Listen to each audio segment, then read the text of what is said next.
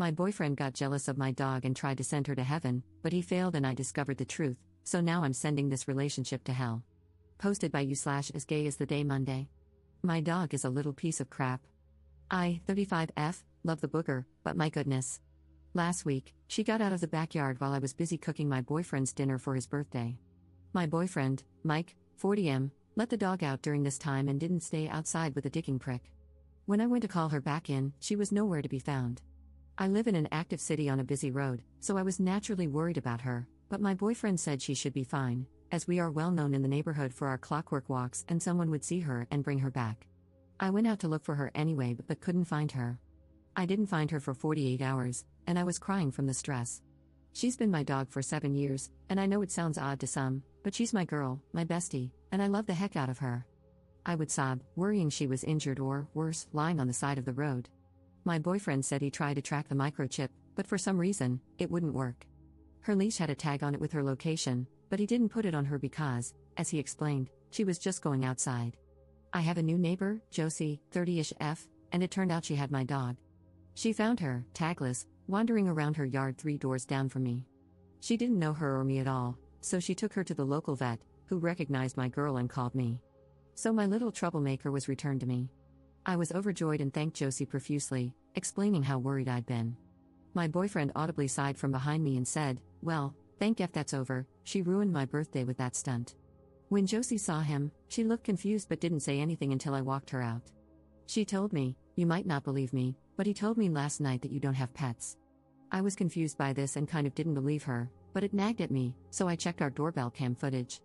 And there it was, clear as day. While I was out looking for my dog, Josie showed him a photo and asked if he knew this dog, and he said no, that we don't have dogs, and even suggested calling animal control.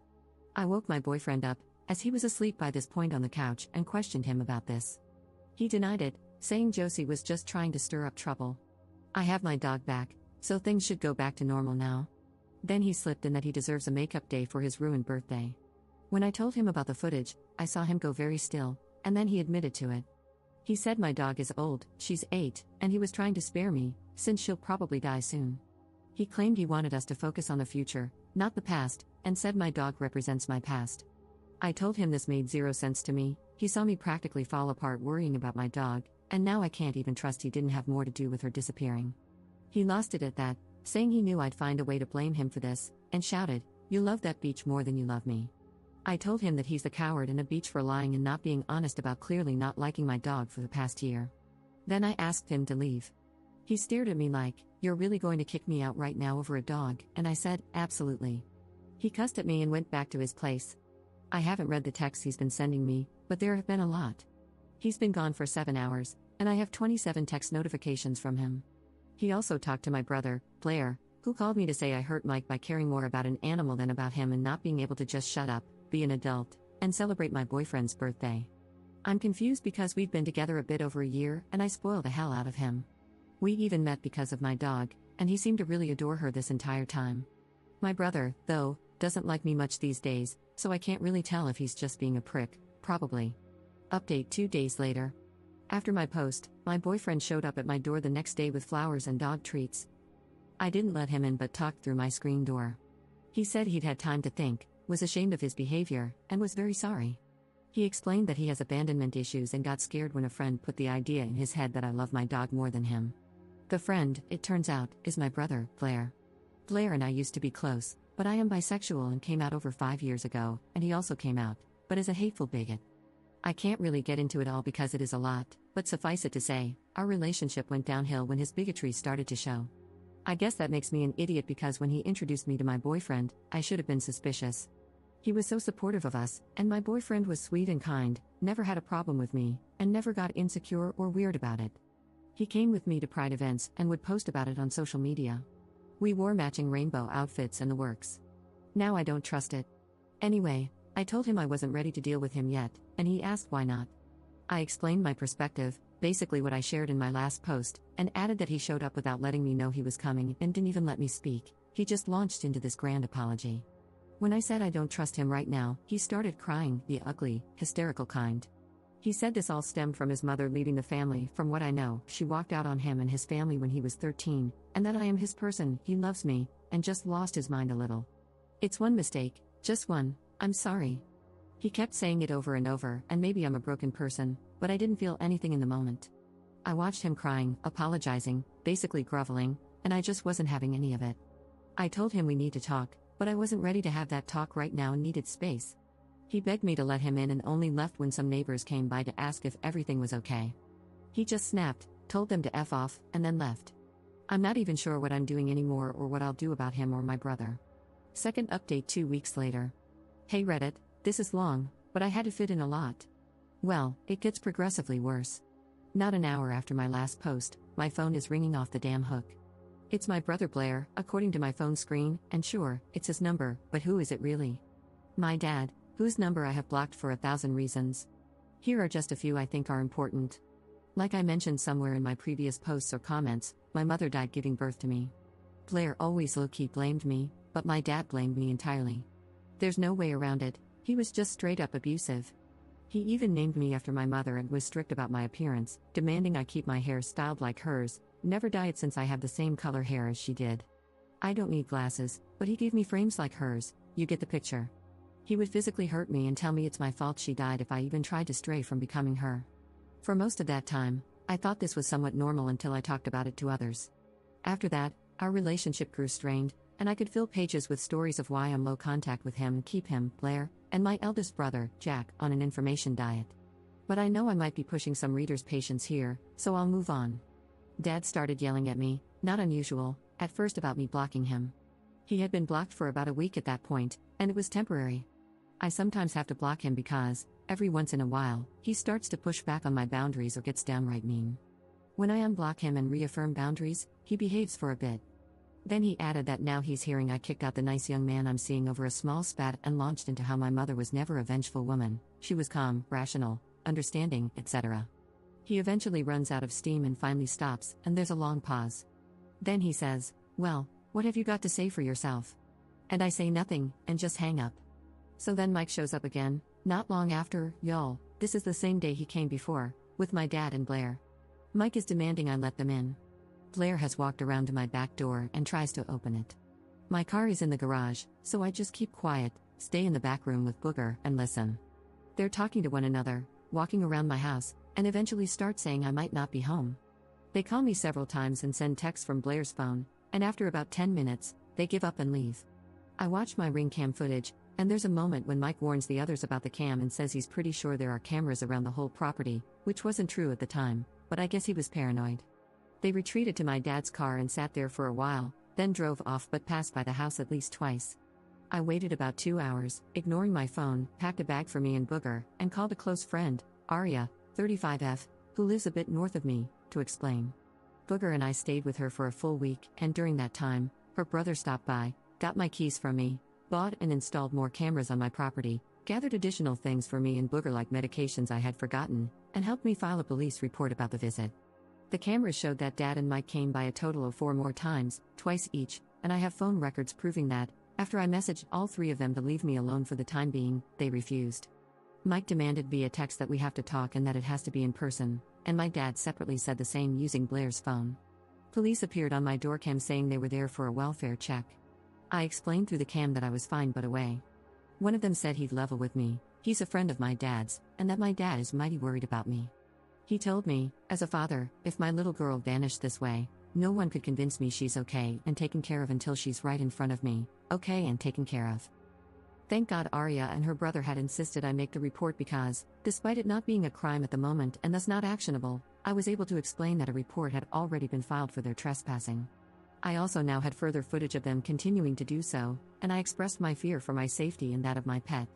I asked how I could press charges for harassment, and while the cop didn't say directly that I shouldn't, he danced around it, saying I'd probably have to do that in person. Then he asked where I was earlier. I stopped responding and called the police department directly to make another report.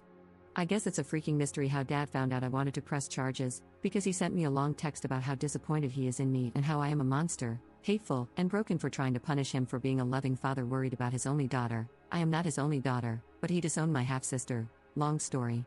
He added that he's now lightheaded, sometimes dizzy, feeling faint, and thinks it's all the stress from this. Maybe it's time for me to reunite with your mother. I've missed her. I'm so tired, he continued with a long rant about how depressed he is. Unsurprisingly, Blair's next set of texts shifted in tone from the former "how dare yous" to short and vague messages like, "Look, I know you're mad at me right now, but please reach out. I'm worried about Dad, and Dad is staying with me. I think he's sick, but he won't go to the doctor," imploring me to call him because he will listen to you, along with updates on Dad's on and off hunger strike. But the one I fell for makes me feel like the biggest chump of the century. I had just gotten back to the house and had ignored 3 consecutive calls from Blair. He left 3 voicemails. 1. Dad is acting strange and I'm worried. Please call. 2. Can you please text Dad to let me take him to the doctor? He's refusing, and he hasn't eaten in nearly a week. And 3. Dad has collapsed. The ambulance is taking us to the hospital, and I don't know which one yet. Followed by a text saying, Dad doesn't have long, they're saying, so please come quickly. So my dumbass responds to that, asking which hospital, and he says he's waiting at a restaurant next door to the hospital nearest my home. I know it was next level stupid, but I was in panic mode. He's my only living parent. He's a monster, a bigot, a narcissistic son of a bitch, but he's my dad, the only one I've got, and I couldn't fathom Blair lying about something like this. He told me to meet him at the restaurant because we needed a game plan but to hurry so we could get back to Dad. I called Arya, hysterical, telling her my dad might be dying and everything that had happened. Arya listened and then said something like, "Listen to me, stop for a minute. If it were my dad, I wouldn't be at a freaking restaurant, I'd be glued to his side. If the staff wouldn't allow it, I'd be camped out in the waiting room." She made it clear that no one in that situation would be somewhere else when a loved one had moments to live. I felt stupid, but she was right. I called the hospital, and no one by my surname, it's a unique one, had been brought in. When Blair texted again, I lied and said I was at the front desk asking where Dad was. He got mad, saying, "Why would you go there without talking to me?" I asked him to tell me the truth, is Dad there or not, and he hung up on me. Dad soon texted, "Well, I see now that you don't care about us at all, good to know." I replied, but it came back as undeliverable. He had blocked me. I tried calling Blair back. He also blocked me. Over the next 2 days, I realized they had blocked me on almost everything. Then, on the second day, Mike texted, asking if I was ready to talk. I said sure, and he suggested the same restaurant, and it was like this oh moment. I suggested we just have a call, but he insisted it had to be in person and asked me to be mature about it since we're adults. So I replied, "Okay, adult to adult, were you with Blair there?" He took an hour to reply, and in that time, I threw in another fib. I said, "I want to give you a chance to tell me the truth because I was there, so give me your answer." When he replied, he said it was an intervention. According to him, I'd been mentally unstable for a while now, and, apparently without me knowing, I'm an alcoholic. He drinks more frequently than I do. I usually only drink wine socially, while he has whiskey every night. He said he'd been talking to Blair and eventually my dad about it, so they wanted to sit me down and support me. He then said he needed to move in full-time to help me through this and more. I didn't even argue with him. I replied that there is footage and phone records of harassment, and that lying about my dad dying was honestly so low it was only slightly less ludicrous than this half-baked fiction he, and likely my dad and brother, came up with to gaslight me. I told him we're over, and to stay away from me, my home, and Booger forever. Then I blocked him. I know that was long, but honestly, I cut out a lot, and I'm sorry it's not a more empowering breakup story where I saw through the BS and ended things in a dignified, clean way. Now I'm mentally focused on putting my house on the market so I can move. Arya has cleared out her home office/guest room of work stuff so Booger and I can stay with her until I find a new place, and I'm dealing with trying to get restraining orders, which is harder than I expected. Oh, and Booger is good. She loves Arya's place and her 2 dogs and cat. Plus, the neighborhood has far more children who are outside a lot since school hasn't started yet here.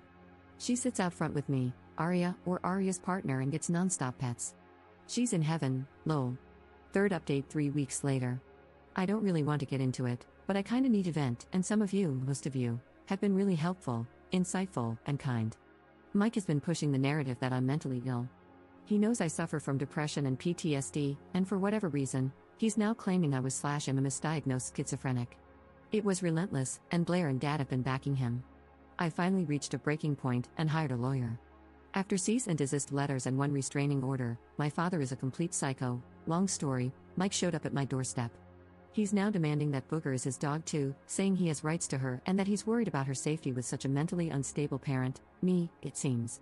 So I told him that I now have footage, again, of him being the unstable one and that his bizarre, manipulative threats, along with video of him claiming he doesn't even have a pet, would debunk his case.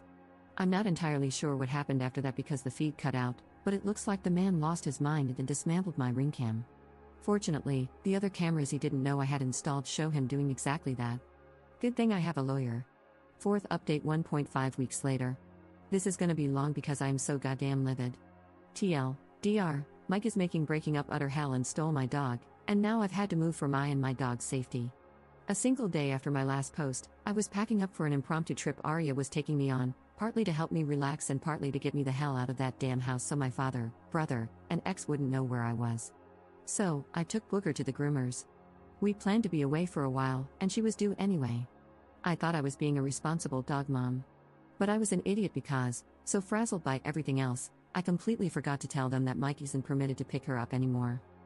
I ran errands while Booger got her spa treatments, and when I returned, I was told by the front desk that your husband picked her up. I swear to you, my voice just stopped existing. I couldn't breathe. I couldn't speak. I just crumpled to the ground and sobbed. He knew the groomer, knew the staff, he would sometimes pick her up for me back when we were together, and I didn't protect my baby by preempting this. How could I have been so damn stupid? His life mission is getting rid of her. It should have been one of the first things I did. I removed him everywhere else, and I don't know how I missed this. The staff came around the desk to help me to a chair, and I just wailed. I think I managed to say enough. The police were called, and I could barely speak even to them. They asked if there was someone I could call, like any family, and I cried harder. I have no one. If anything, my father and maybe my brother would help Mike do this. I managed to think clearly enough to call Arya, and she was on her way. But then I looked at my phone. He had texted me. That piece of crap actually texted me. Starting with "Hi baby," as if everything that happened up to now was absolutely non-existent. He said not to worry, that he is Booger, as he picked her up for you. He then added he was cooking us dinner at his place and that I could pick her up after dinner. He ended it with, "Love you," kissing emoji. It was so unfreaking believable, I could only just show the cops. One of them asked if they could look through my chat history, and I said yes, unlocked everything, and handed over the phone. I had forgotten all the abusive, manipulative, awful things that idiot had texted me until the cop pulled a colleague aside and showed him the screen a few times. I saw the officer glance back at me a couple of times, and then he left the building. When he returned, he asked if I had called the police about Mike before, and I said yes. He went through all the times I'd called, and I confirmed each one and recounted some of it verbally. Arya arrived and gave her own account of the situation, emphasizing that we had done everything we were supposed to by notifying them about this and that we'd been told they wouldn't help.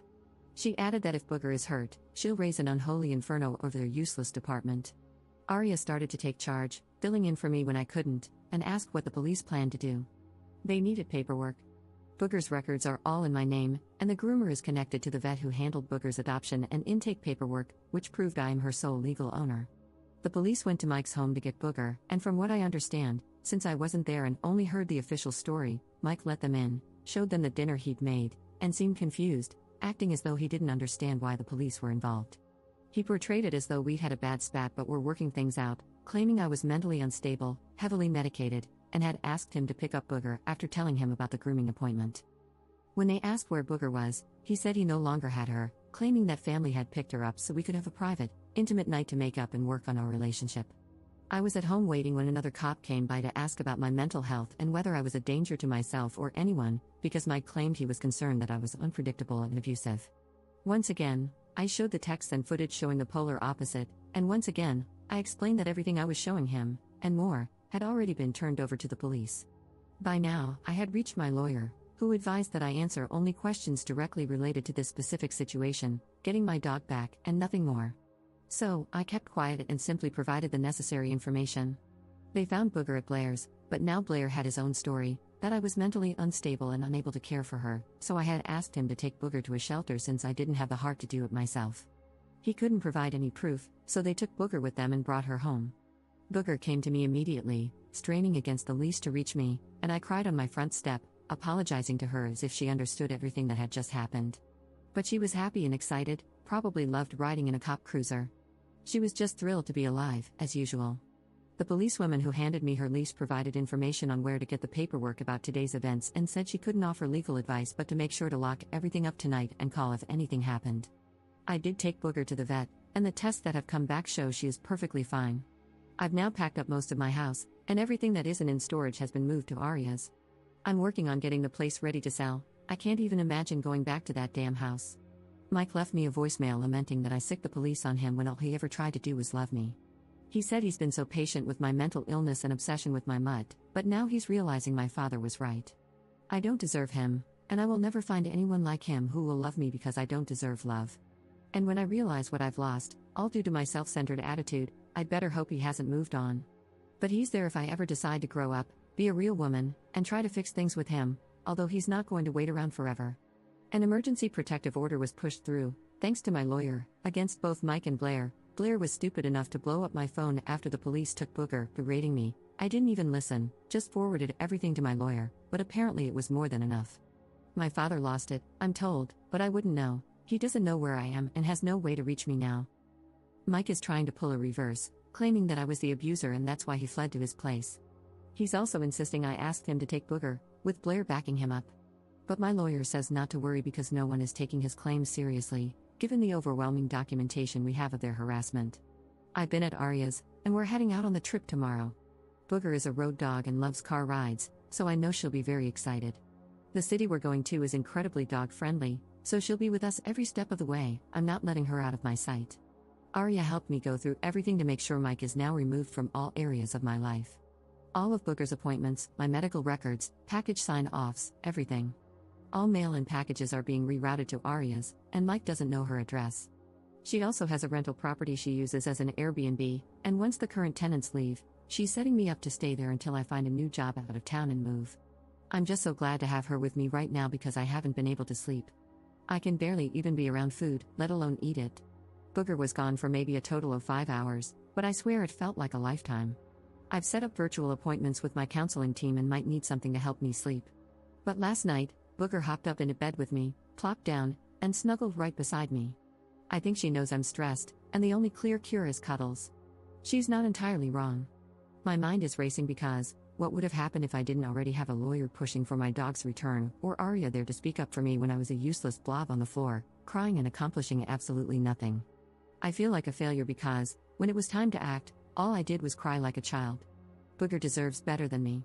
What if he decided to just get rid of her or, worse, harm her? What was his whole plan? And why the hell would Blair help him? I know he hates me, but Jesus Christ. All I know for now is that I'm no contact with all three of them, and by the time my protective order is up for review next month, new job or not, I'll have yanked every root I placed here and get the hell out. 5th update 4 days later. I tried to edit this into my last post, but it kept giving me an error, and I'm too upset and frazzled to figure out why. Mike, Blair, and Dad have stepped it up. In the past 3 days alone, this is what's happened. My father has posted in multiple groups across several social media platforms, sharing a photo of me and asking if anyone has seen me, claiming I've gone missing. He's publicly shared my medical information related to my mental health, stretching the truth so hard I'm surprised he didn't pull a muscle. In his narrative, I'm off my meds, acting irrationally, and have now gone missing after attacking my brother. My lawyer has advised me not to worry and says she'll have the police handle it, as he's violating his restraining order by doing this. I've been getting calls and texts from multiple numbers, and the messages are mostly the same. I don't deserve love, that when I was SA'd, it was my fault or made up because who would want me.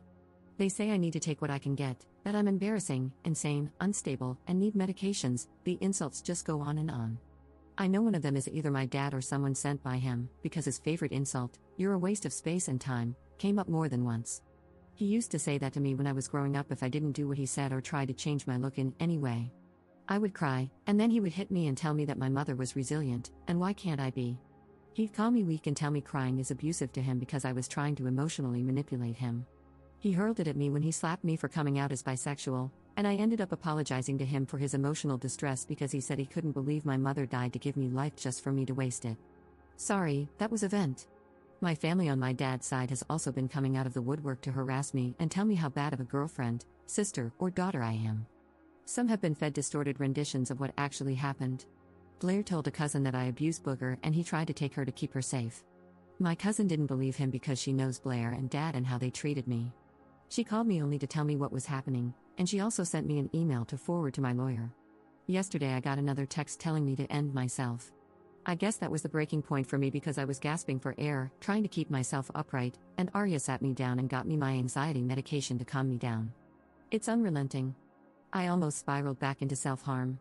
Arya kept me company and we went to every stop on her itinerary for the day. I was able to breathe after a while. Between her and Booger, I was in good company. I go back to therapy tomorrow morning. I swear I am going to put my therapist on the Fortune 500 list with this laundry list of issues. Blair isn't permitted to talk to me, and neither is Mike or my father. But I keep worrying they will pop up somewhere. It's hard to even think this is all over an 8-year-old cuddlebug who literally doesn't have a bad bone in her wiggly body. Blair has never been this bad before, and it's not that long ago I thought Mike loved me and would never hurt me.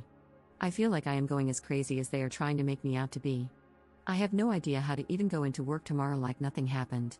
I already emailed our HR rep about the situation in case they try to pull some sort of stunt. I'm paranoid and keep looking around expecting them to be right behind me. All I can do is keep cuddling Booger and hold fast to Arya and her partner, who have been a godsend. Good thing I didn't figure out how to add this to my last post, because now that it's written out, it's longer than I expected. Sorry.